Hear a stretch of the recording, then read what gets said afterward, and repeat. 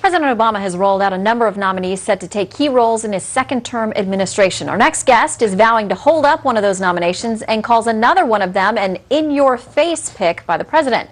Senator Lindsey Graham, Republican from South Carolina and member of the Senate Armed Services Committee, joins us live. Senator, great to have you here today. Thanks for having me. Happy New Year. All right, we have a lot of ground to cover. Yeah, let's start with one of your number one topics, Benghazi. Right. Where do we stand? What questions do you still have? And what role does that play in how you handle these nominations? Well, we stand in the dark as a nation. They're making two movies about the president's leadership in the bin Laden raid.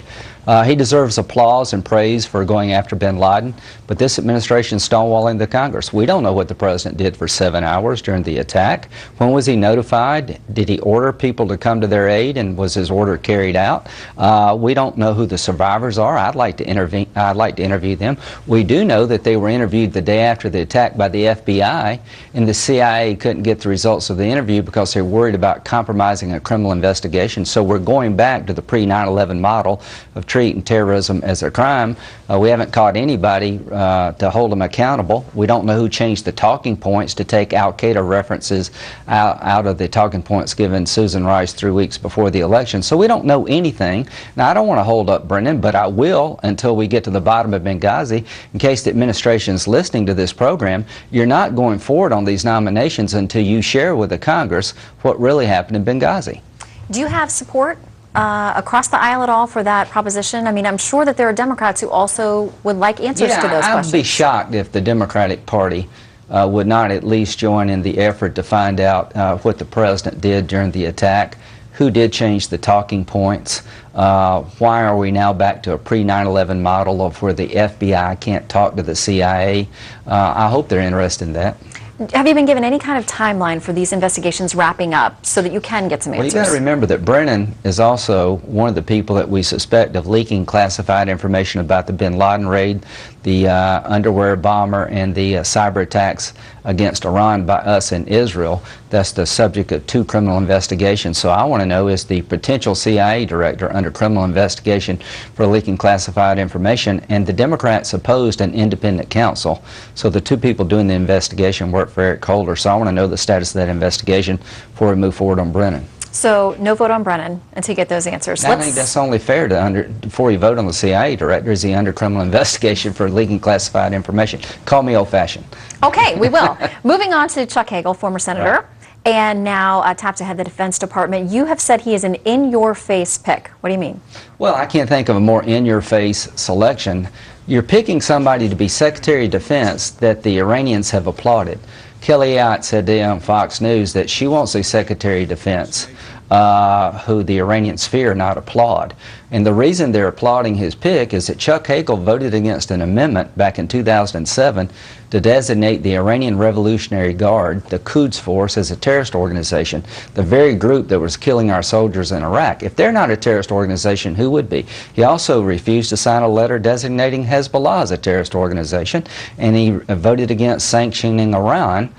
So, yeah, I think it's a hugely controversial pick. Will you wait to hear him out at the hearings? Absolutely. I can't wait to hear him tell me why he thought the Revolutionary Guard in Iran wasn't a terrorist organization. And what kind of signal are you sending to Israel and to Iran if he becomes our Secretary of Defense? He might have been a good pick in other times, but in the times in which we live, where Iran is marching toward a nuclear weapon, for the President of the United States to pick someone who is openly defying the Panetta view of our defense size and scope. He wants to cut the Defense Department below $489 billion. Secretary Panetta says we're destroying our Defense Department if we move forward with sequestration. We're trying to influence the Iranians to not go down the nuclear road, and you're picking someone they applaud.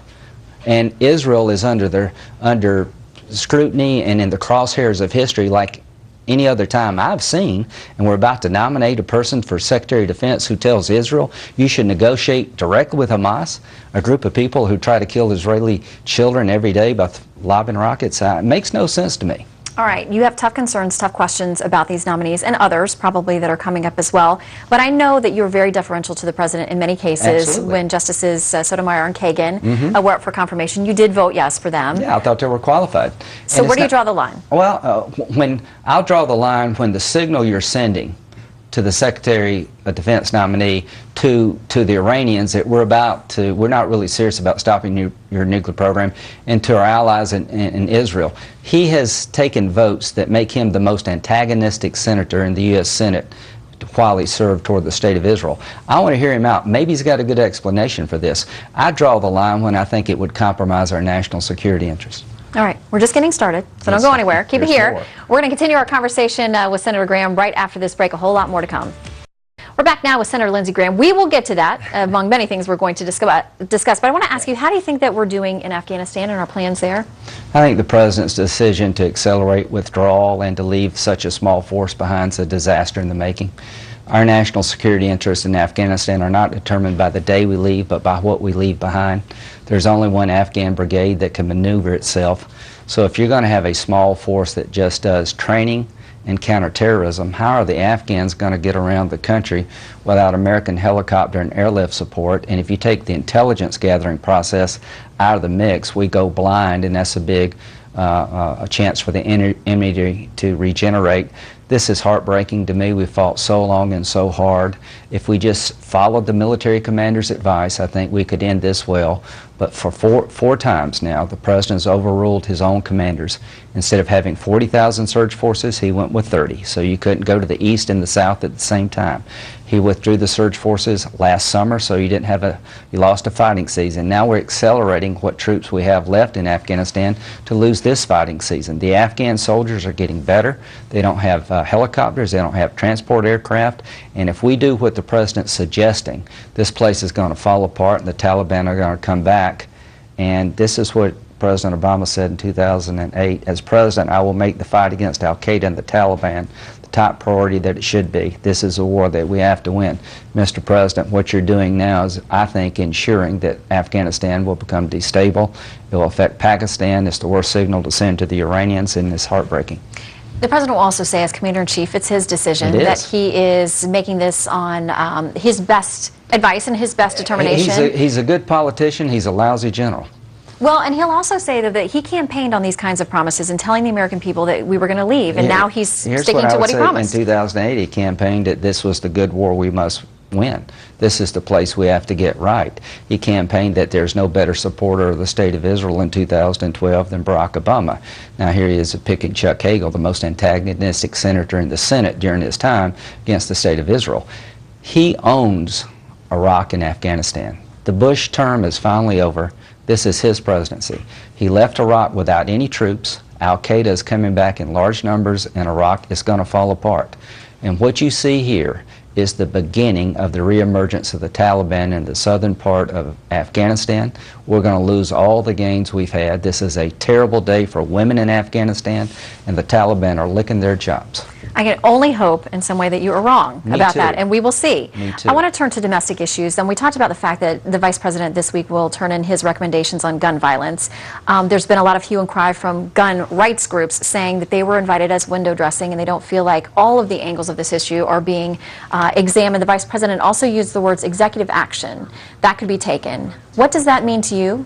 Well, I don't know what it means, but I know that executive orders undercutting the Constitution is a very tough road to go, and I would advise the administration not to use executive orders to try to change the Second Amendment, and there will be bipartisan opposition to the Biden proposal. Universal background checks that would include a son transferring a gun. A father transferring their gun to their son is ridiculous. You know, if you want to talk about gun show loopholes, we'll talk about it.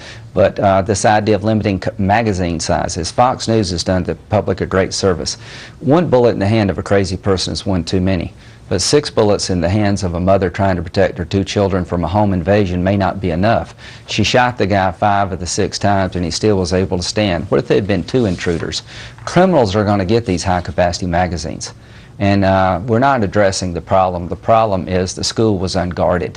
If you'd had somebody in the school to confront this guy, that's a much better solution than trying to limit magazines. All right, we asked our Twitter viewers to send in some questions, so I've got to ask you at least one here. From C.W. Schmidt, he says, what has the Obama administration and the president in particular done that you do agree with? Maybe immigration reform. I think the president's surge, even though it wasn't 40-30, was the right thing. to do initially. I think him taking off containing a nuclear-armed Iran was the right decision to make. So I hope I can work with him on immigration. I hope we can do some things on entitlement reform, but CW means Chief Warrant Officer. The one thing that I cannot tell the Chief Warrant Officer that he's handled Iraq and Afghanistan well, he hasn't listened to his generals. He's played politics with troop numbers. And at the end of the day, if we don't get Afghanistan right, it will haunt us for decades. And if the Taliban come back, they're going to kill the people that helped us, and nobody in the future will side with us because we'll be an unreliable ally. And if the Taliban come back after 12 years of us fighting them, then every other radical Islamic terrorist group in the world is going to be on steroids. Okay. I love freedom is the name of the next question that we got. How far are you willing to go to pursue the truth of the Benghazi massacre? Because the administration, in this person's administration, or in their estimation, will eventually make you a target. Well, I'm not worried about me. I'm just asking the basic facts to be exposed to the American people. Why was it a death trap? Did the President know about the attacks in April and June on the consulate? Did he know about the British ambassador being attacked in June? Did he know the British closed their consulate in Benghazi because it was too dangerous? He said he ordered people to come to the aid of the people at the consulate during a 7-hour attack. When did he make that order, and what was the response? If the talking points were changed and al-Qaeda was taken out, why? I'm very suspicious that the story that Susan Rice told was a political story 3 weeks before the election where she said al-Qaeda was decimated. That's not true. She said the consulate was significantly, substantially, and strongly secured. Now we know it was a death trap. I want to know why the CIA and the FBI couldn't talk to each other about survivor interviews held by the FBI to make sure we wouldn't have made a mistake that it was based on a video. The questions I'm asking are reasonable, and I'm going to insist on an answer. And we'll be watching along with you as our viewers and Americans across the country want those same answers. Senator Lindsey Graham, great to have you visit with us. Thank you so much. Thank you very much.